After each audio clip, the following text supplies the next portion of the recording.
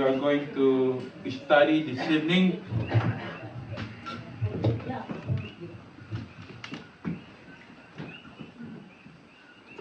Okay, let's all read together. For unto us a child is born, unto us is son is given, and the government will be upon his shoulder, and his name will be called Wonderful, Counselor, Mighty God, Everlasting Father, Prince of Peace. Dear God, we are so thankful once again for your word that we have just read and heard. We thank you, dear God, because you know exactly the lives of the people whom you have created in your own image. Dear God, your heart desire is that these people that you have created would just multiply and replenish the earth without any sin. And yet, because of sin, dear God, humanity been destroyed, lost, and even separated from you. And that's the reason why even nowadays people are living in a life that is very miserable. There is no peace, not only in their mind but even in their hearts. But we thank you because you have given us the Prince of Peace, your only begotten Son, not only to provide salvation to each one who would like to receive him as Lord and Savior, but also to provide peace that passes all understanding. So I pray now, dear Heavenly Father, for your blessing as we are going to study and listen to your word. Lord, we realize that sin hinders the blessing that you have prepared for us. So we ask, dear Heavenly Father, for your mercy. May you cleanse us, forgive us from all sin that we have committed this past week or this past 3 days. Thank you for your forgiveness and thank you for the presence of your Holy Spirit. For this we ask with thanksgiving in Jesus' name. Amen. Please be seated.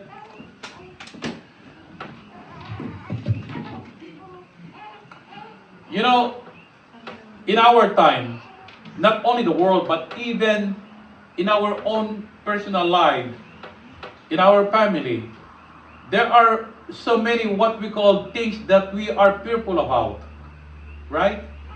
To those of you like us, it's getting old.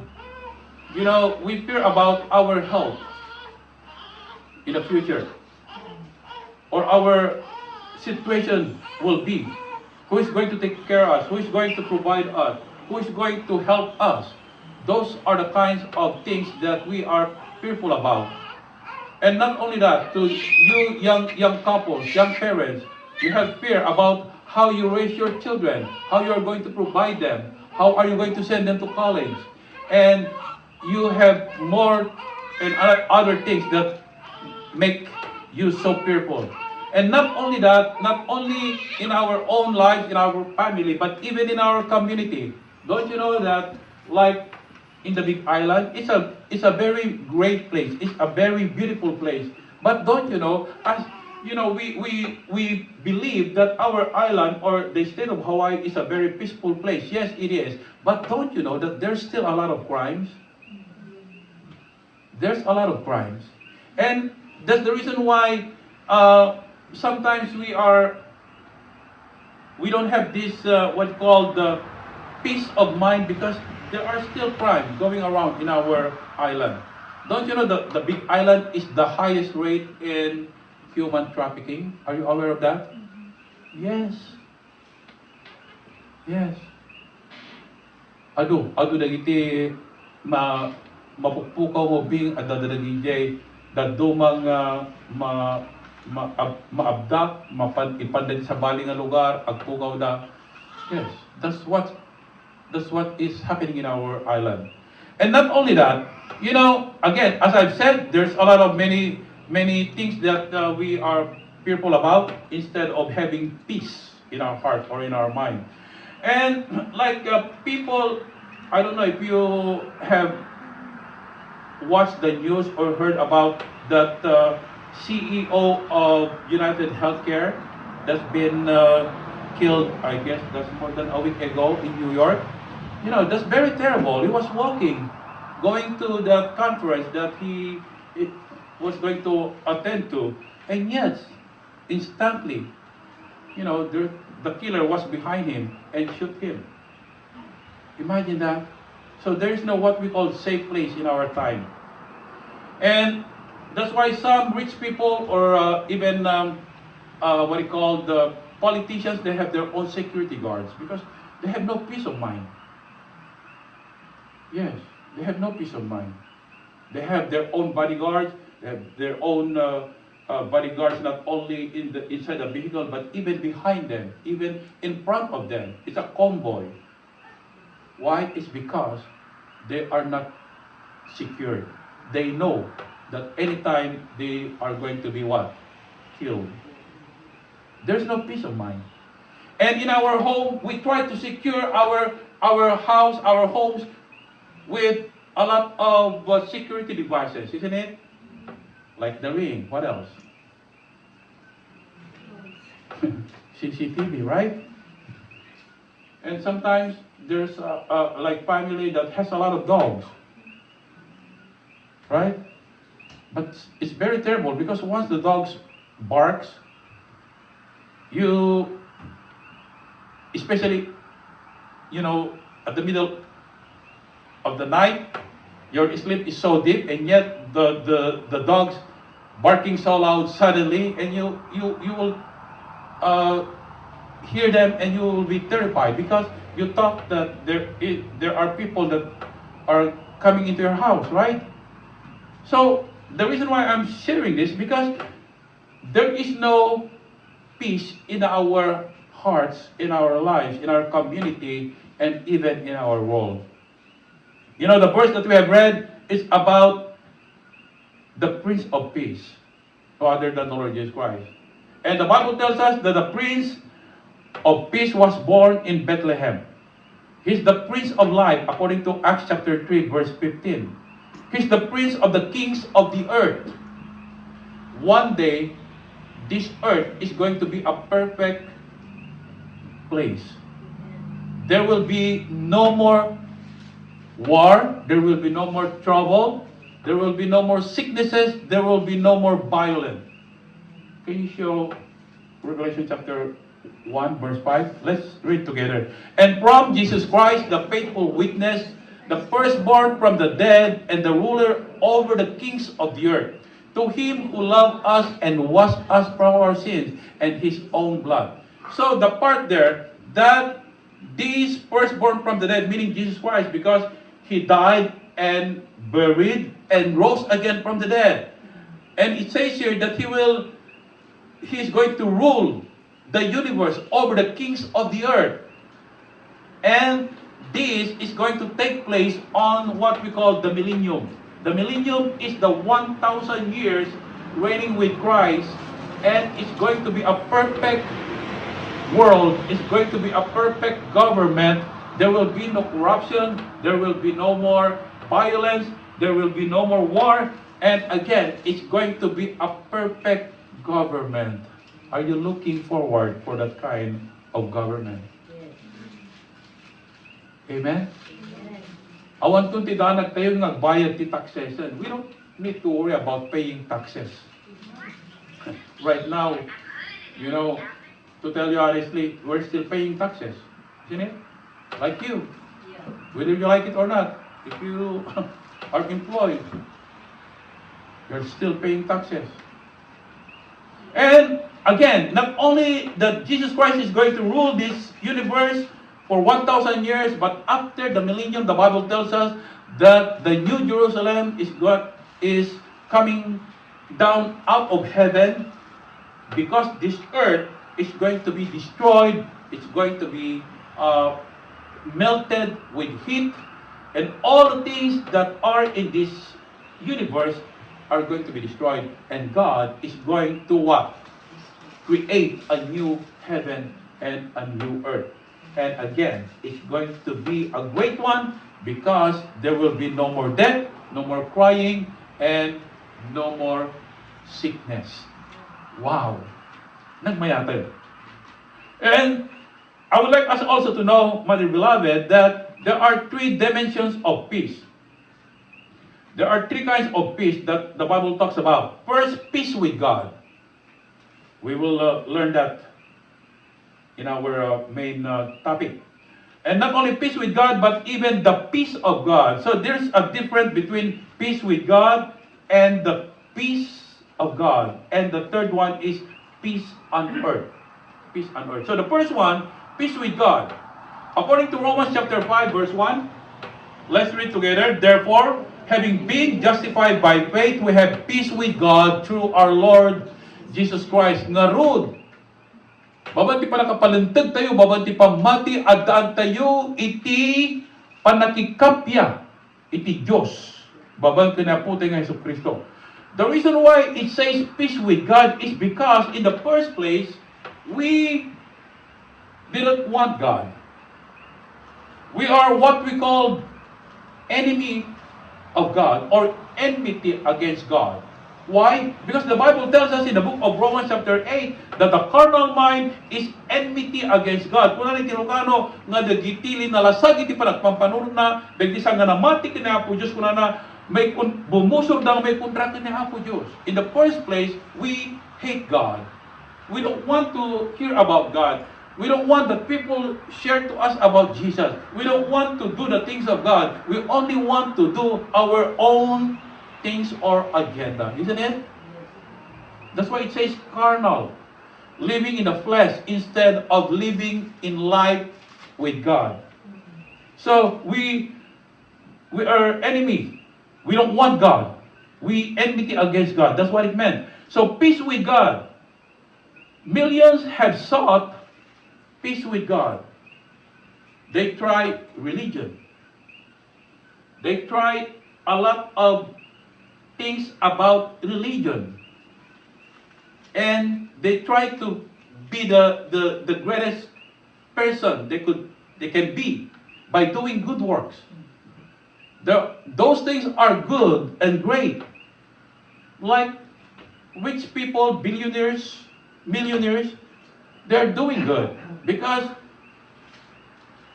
thank God that they are rich and yet they are sharing their wealth to other people. Isn't it? Like those philanthropists. One of the philanthropists in the United States is no other than Bill Gates. He's giving away not only tens of millions but hundreds of millions. Did you know that?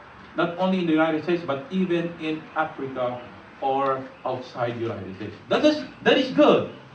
Thank God for that. But again, doing good works, doing things about religion cannot provide peace into our hearts. Cannot.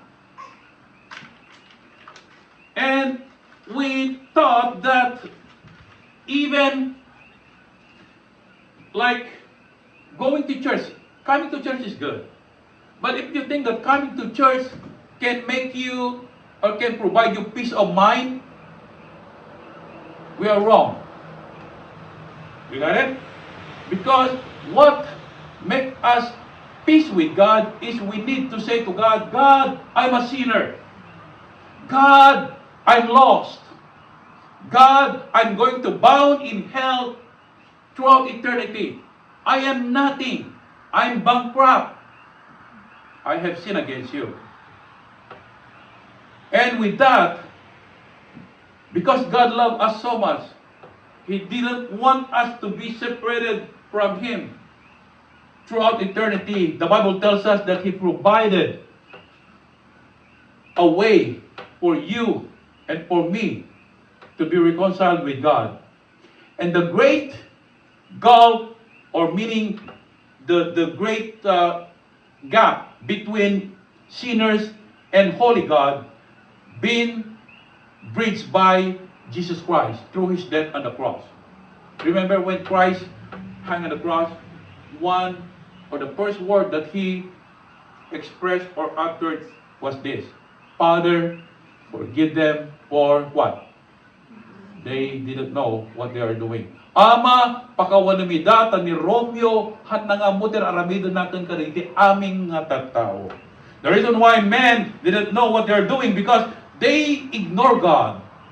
They ignore the laws of God. They ignore the commandments of God. They ignore the things of God.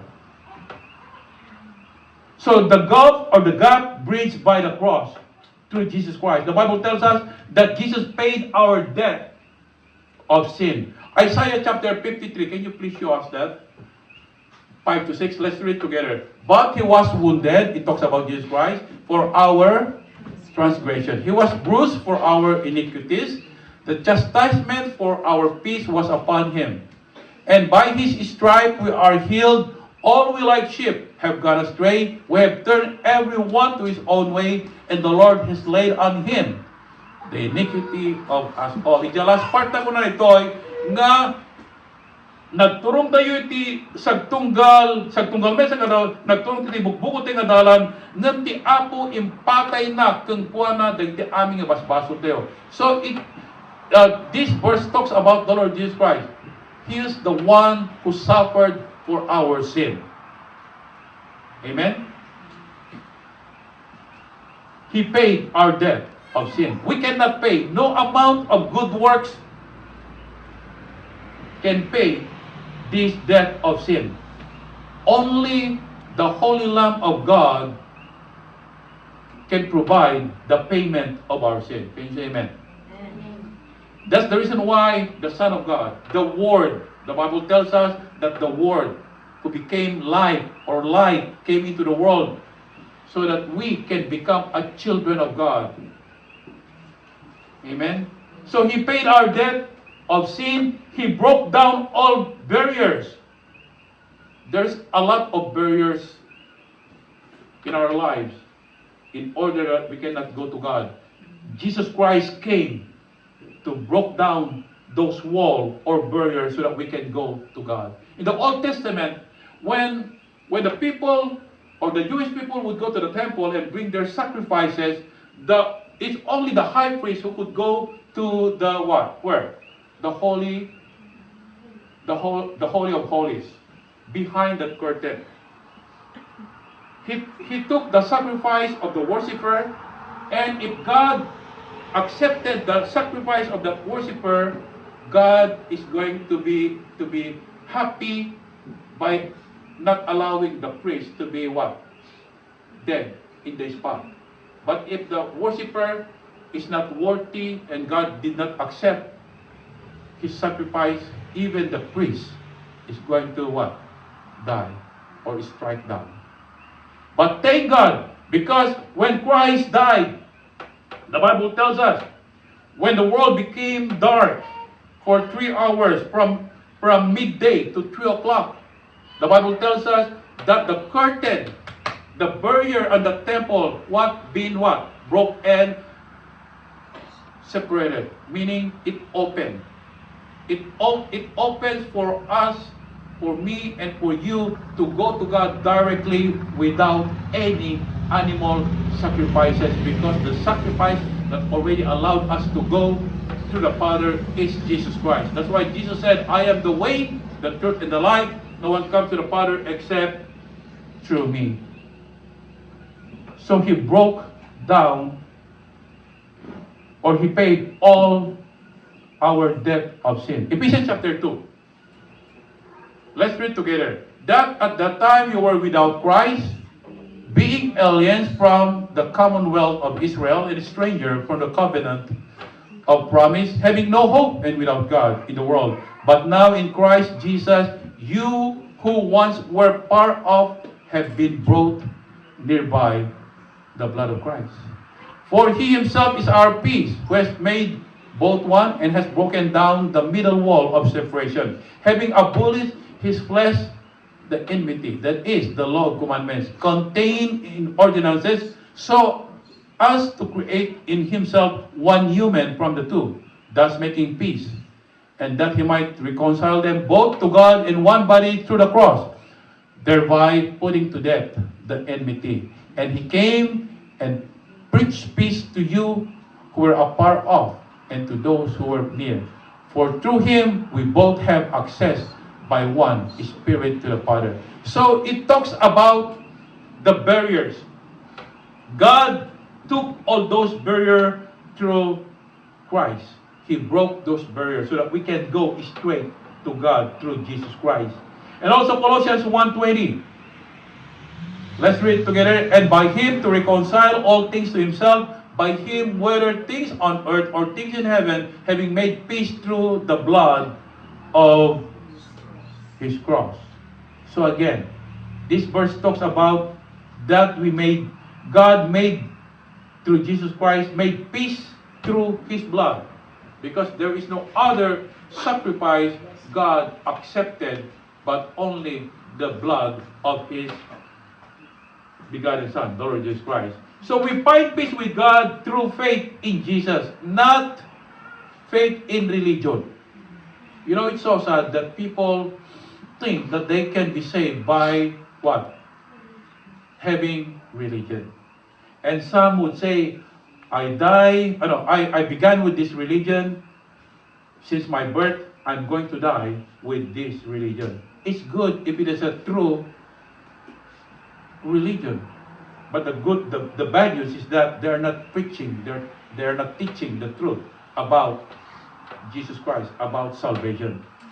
The Bible tells us that there is no other name given to us for whom we may be saved, but it's only the name of Jesus Christ. Amen? It's not the name of religion, not the name of any person, but only the Lord Jesus Christ. So second, that's the peace with God, panakikapya iti Diyos. The second one here is the peace of God. The peace of God, kunani ti Ilocano, tital na ti Diyos. So, there's a different, the first one, peace with God, meaning we've been reconciled with God. Right? We separated from God because of sin, and we didn't want God before. God reached us down through Jesus Christ, and because we agree and confess our sin, we now have peace with God. But then, the second one is the peace of God. Listen to this. Not all who said that they have relationship with God have the peace of God. Okay, let's find out what this meant. Philippians chapter 4, 5 to 8. Let's read together. Together, let your gentleness be known to all men. The Lord is at hand. Be anxious for nothing, but in everything by prayer and supplication, with thanksgiving, let your requests be made known to God. And the peace of God, which passes all understanding, will guard your hearts and minds through Christ Jesus. Finally, brethren, whatever things are true, whatever things are noble, whatever things are just, whatever things are pure, whatever things are lovely, whatever things are of good report, if there is any virtue, and if there is anything praiseworthy, meditate on these things. Okay, so here, the peace of God. According to this verse, the peace of God is dependent on our relationship with Jesus Christ. Can you say amen? Amen. Many peace with God, but miss the peace of God. Meaning, there are those who have accepted Christ as their Savior. They have peace with God, they've been reconciled, but they don't have the peace of God in their hearts because they don't have the right relationship with God. You understand? Like in the agasawa, for example, husband and wife. Yes, you are married not only because of the paper that you sign. They call it marriage contract. For Christian, there is no such as marriage contract. It's a marriage covenant. Can you say amen? Amen. Why? It's because if you say contract, there's an what? Expiration. Like contract workers, how many years? 2 years, 3 years, 5 years. But if you say covenant, it's a promise that you and your spouse are going to live until what? Due to mortuary, take one of you. You got it? Till death. Do us part. Not when you have problems. Not when you have no money. when there's a lot of motorbikes passing by to our worship place. You see? No. So, but anyway, like husband and wife, as I've said, anyaman ti mapaspasamak, the relationship is still there, right? The same true. If you are a son of God, a daughter of God, even sometimes you are not walking with God, you still have relationship with God, but your fellowship with God is not right. It's not good. Because you are doing your own thing, and that's the time that you have a miserable what? Mind, heart. There is no joy. There is no peace. You got it? Awat itaw natin Diyos. The peace with God is, again, is a positional and unchanging. We have this peace with God because we accepted Christ. But the peace of God depends in our relationship with Him. You know, the path to peace, the way, tidalan kapya. First, verse 6, can you go back to verse 6? Ito muna nga dalan iti kapya, uno tal ti panagbiyak be anxious for nothing. Kunan iti Ilocano, awan kuma nga pulos iti pagdanagan nyo. This is a command. It's not a suggestion. Paul said, be anxious for nothing. Awan kuma ti pagdanagan nyo. Nagado ti pagdanagan tayo saan ka de? Baka jak tumakapagnan. Jak tumakasidan ipinapaitan. Jak tumakasidan itirim ay steak. Awanan, nagadumot ti jak masidan. So kung nakinibagot, italatag luton. Mga talatas sa imina. But anyway, be anxious for about nothing. Ano pagdandanagan tayo? Saan ka rin? Ano pagdandanagan? What is your worries? Don't keep it for yourself. Instead, the second path to peace is pray about everything. Amen? Ikararad mo. Anya man din ang pagdandanagan, whatever the worries are, tell it to Jesus. Ibang pinako Jesus. Apo, dito iti problema. Apo, dito asawa ko ko ang tinakay nga gumatang iti hammer.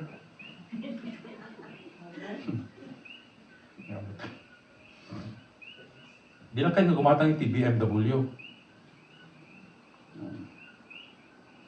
But anyway, ikararag mo, anya mga pagdandanagan. Amen? Salunat mo man, financial needs, ikararag mo. Because God is a God of what? Miracle.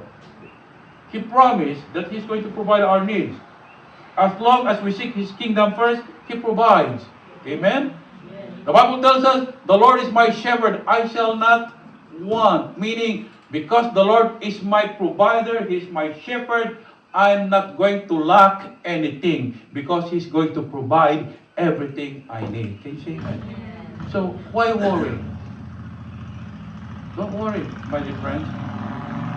Yan mga problema. And not only that, not only be anxious about nothing, but also give thanks without ceasing. Managyamyaman tayo kuma. We need to give thanks to God every moment. You know, the greatest gift we ever receive is the gift of eternal life. Can you say amen? That alone should encourage you and me to give thanks to God moment by moment.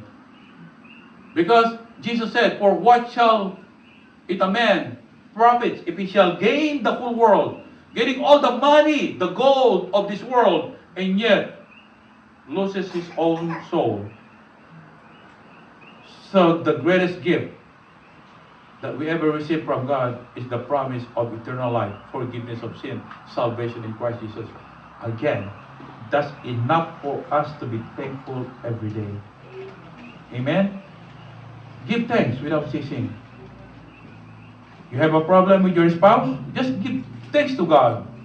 God, agyamanak, tadati problema may, so that we can grow in our relationship. We can grow in our relationship with you. So that we can learn how to be patient, to be more loving. Because sometimes it takes challenges or trials so that we can grow. Right? Imagine, no one problema. Are you going to grow? No, spoil tayo one. Ang galing. And not only that, verse 8, one of the path to peace is thinking only about things that are good. It says here, whatever things are true, you only think about the truth, about God, about things.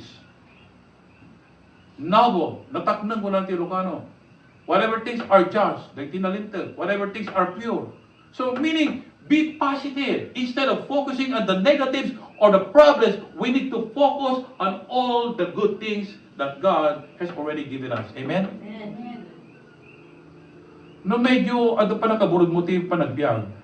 Umuna, tumangat ka kanya po Diyos. May kadwa, kita ang tasawam na dating sawam. Because inikan na ka ti asawa ti apo nga deta nga asawa isu ti kakasayatan nga asawa nga babae ken asawa nga lalaki agsipod ta detan itip halang nga nang rugyanam gumisu deta ti pagpatinggaamon aging gana ken patay. Kita man ta asawa. Among ibaga nga kan ano sakeng ka no diket ayatan ka. Iti agnanayon ingana ken patay. Maliw. Because tanong ko naman, ano sa kang kaya, kung mapugaw itong orta pa nag-anos mo. You got it? It's good to be patient, and yet, what is most important is the love, the true love that you have to your spouse. The Bible tells us that the love of God constraineth us. Because we love God, we can also love our spouse. What is the command of God? Husband, love your wife as Christ loved the church. How did Christ love the church? He gave his life. He died on the cross for the church. And wife, love, submit yourselves to your husband. Is your husband is also a husband? No para in now, husband. No iso ti floor manager, husband di guy. Ang iti floor manager, para dalos ti floor, including bathrooms. So, nadabagan na niya, ano ti trabaho, pastor, floor manager? Ay, napinta siguro ko, di ko imani, no, kaya ko sa para dalos ti floor, di balay. Pasari di church na duman. Ano yun? So, but anyway, yes, think only about praise, about the good thing, and the result, the Bible tells us, peace that passes all understanding. We have a lot of trials, we have a lot of troubles, and yet when we focus on God and all the good things, we can overcome all those challenges, and the peace of God, what radiates our hearts and our mind. Can you say amen? Amen. Wow, nagpintasan. Nagpintasan. Third thing, number 3. Peace on earth. Do you think there is peace here in our world? No. War is still going on. The Bible tells us that nation rise against nation, war against other nation. It's happening in our world. Because of greediness, these giant or powerful nation, military-wise and economically-wise, they try to manipulate or even to take some of their land or their wealth, so to speak. Right? Kasi ang motel, like China, kahit na napasugyan ni Taiwan. Cannot, because Taiwan, adan itibukod na nga republika. Right? And not only that, Hong Kong, kahit na napasugyan. Because Hong Kong used to be a part of China too. But in Saldade I think United Kingdom, iti nangikuan day hundreds years ago. And also right now, Pilipinas, kaya dangalan, dagit iti, dadto mga isla iti Pilipinas, like the West Philippine Sea. But anyway, my point is this, my beloved, is that there is no peace on earth. Isaiah chapter 2, verse 4.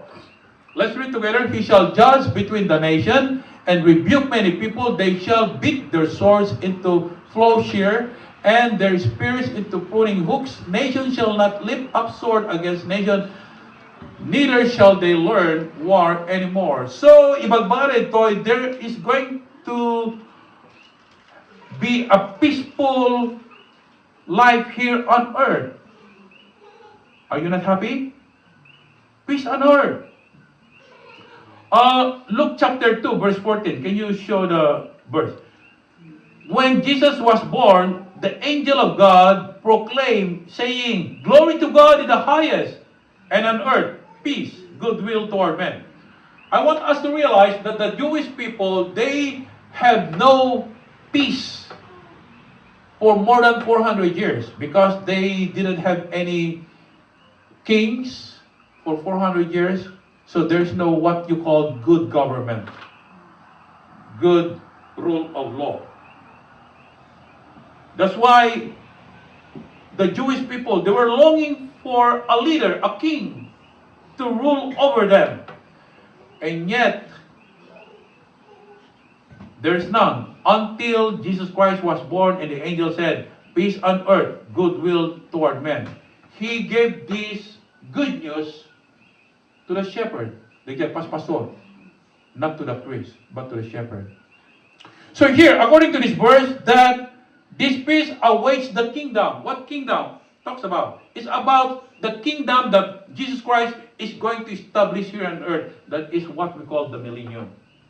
1,000 years reigning with Christ, with a perfect government, without any trouble, without any violence, but it's going to be a perfect kingdom. Revelation chapter 20, verse 4 tells us that Jesus Christ is going to establish this kingdom here on earth for 1,000 years, and all the people are going to reign with Him, and there will be no war, or it's going to be a peaceful one. Revelation chapter 20, verse 4. I would like to read it in English. It says here, and I saw thrones, and they sat upon them, and judgment was given unto them, and I saw the souls. Is this the one? Oh, 20 verse 4. Oh yes, it is.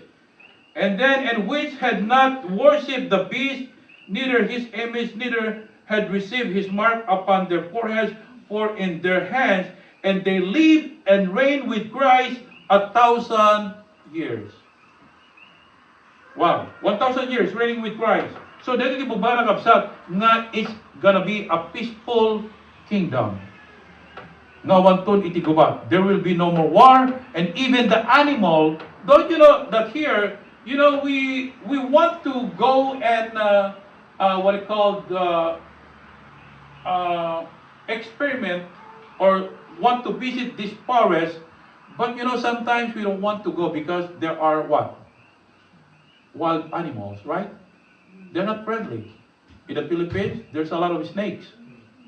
The snakes in the Philippines is not only the one without feet, but even the one that has 2 feet. They're the snakes. Don't you know that? Yes. So it's very, very fearful and not really great to go to those places because of those snake or wild animals. So the Bible tells us, chapter 11 of Isaiah. Will you please show that if you have? Okay, let's read together. The wolf also shall dwell with the lamb. Digiti, ano Ilocano ti wolf? Ha? Uso ko na sa Ilocano. Uso nga, A-O-Z-O. But anyway, the wolf shall dwell with the lamb. The wolf was the one that is wild. The lamb, the carnero, they are meek. The leopard shall lie down with the young goat, the calf and the young lion. Lion is not a good animal. And the fatling and they paddling together, and a little child shall lead them. The cow and the bear shall graze, their young ones shall lie down together, and the lion shall eat straw like the ox. So, ibagbala ito that even the animals, there are going to be, there is a peace among animals. They're not going to devour each others. Animals, don't you know that animals, especially the wild one, they devour the other animal. That is what you call cannibal or cannibalism, animals eating other animals. So, yeah, there is going to be peace among animals. And also, peace instead of violence. There is no more violence when Christ reigned the earth for 1,000 years. Isaiah chapter 11, 9 to 10. Let's read together. They shall not hurt nor destroy in all my holy mountain, for the earth shall be full of the knowledge of the Lord, as the waters cover the sea. And in that day there shall be a root of Jesse, who shall stand as a banner of the people. For the Gentiles shall seek him, and his resting place shall be glorious. It says here that in that day, that 1,000 years, they are going to what?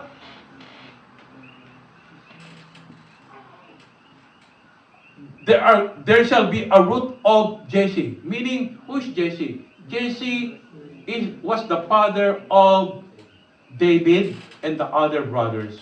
Meaning, this root of Jesse, meaning is what we call royal family.